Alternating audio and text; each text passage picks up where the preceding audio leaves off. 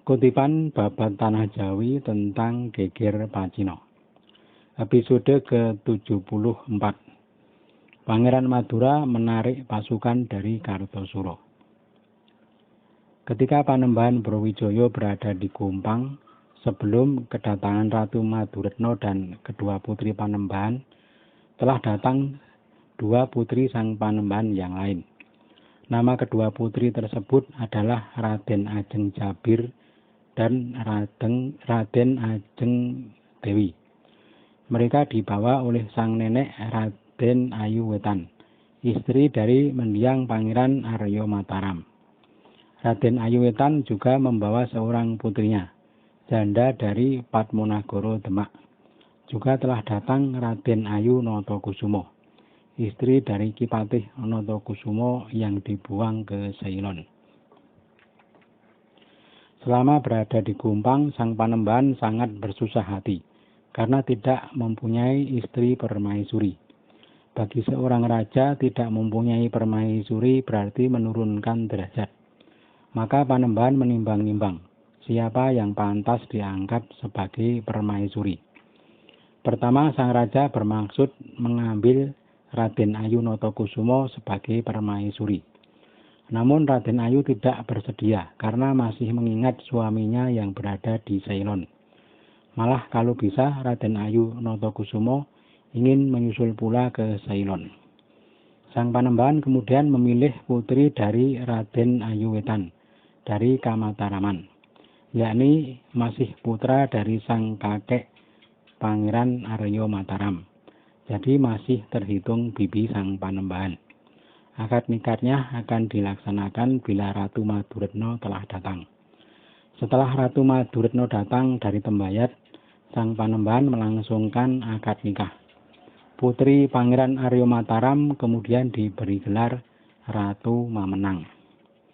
Sementara itu di Solotigo, Tuan Kumendur sangat gembira karena masih terbuka peluang untuk menanam jasa kepada sang Panembahan.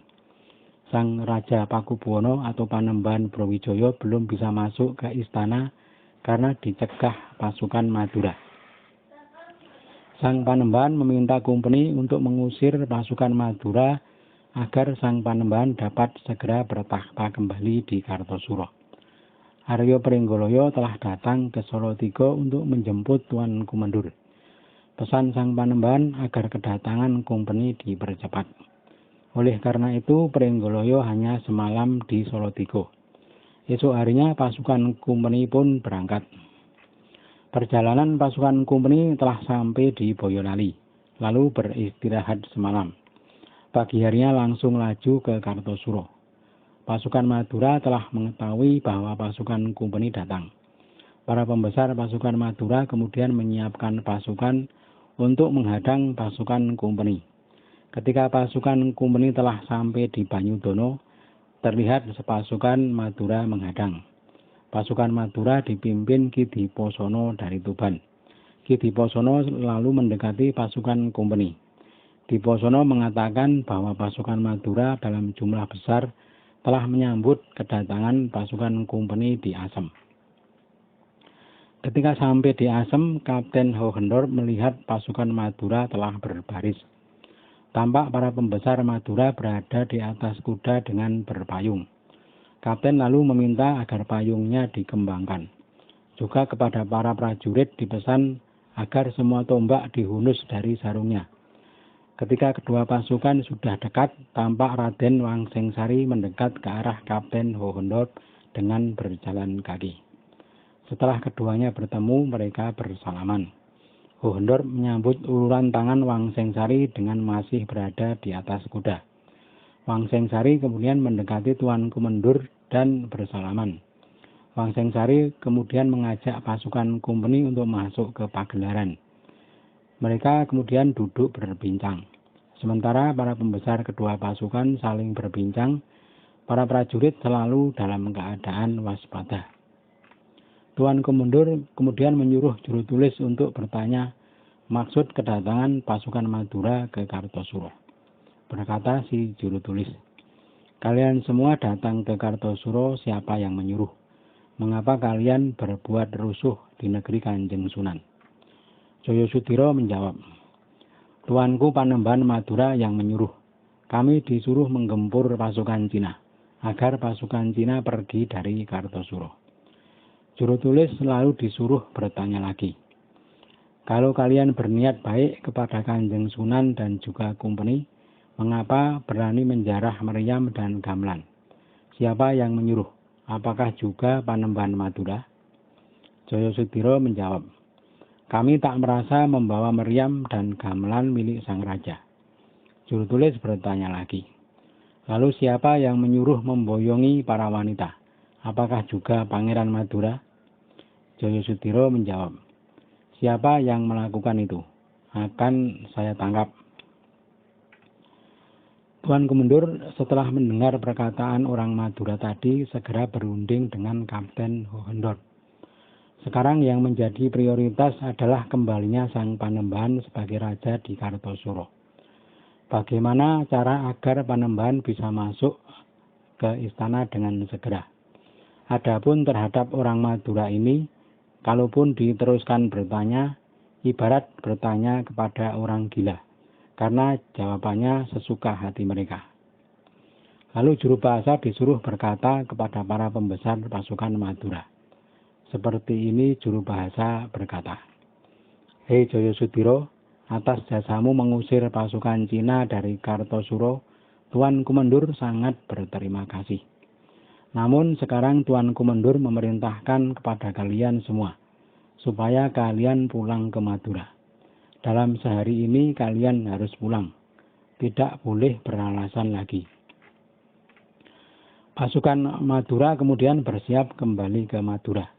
Mereka sudah dipesan tidak boleh membawa barang-barang lagi. Kalau ada yang membawa barang atau wanita, para ofisir sudah diperintahkan untuk merebutnya kembali. Para ofisir lalu memerintahkan kepada sersan untuk melaksanakan pemeriksaan.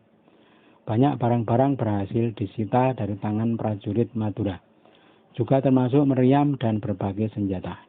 Adapun para wanita yang tertangkap di pondokan segera diambil, yang tertangkap di jalan direbut secara paksa. Sementara itu, utusan sang Panembahan Brawijaya yang bernama Trunomanggala sudah sampai di Madura. Surat sudah diserahkan kepada Pangeran Cakraningrat.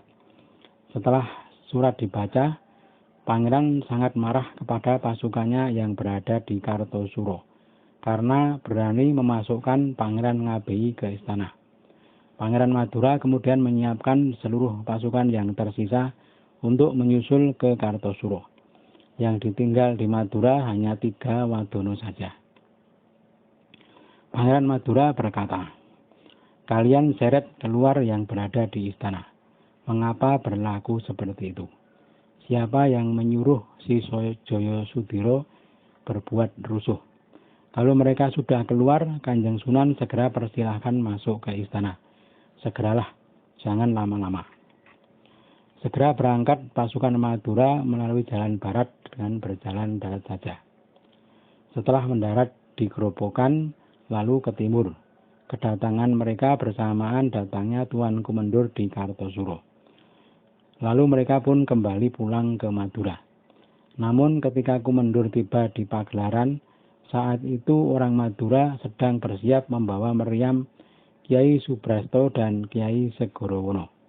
Adapun Nyai Satomi sudah diturunkan dari rodanya. Mendadak pasukan Kumpeni datang dan mengusir pasukan Madura. Pangeran Ngabei kemudian dikembalikan ke rumah di Pangabeian.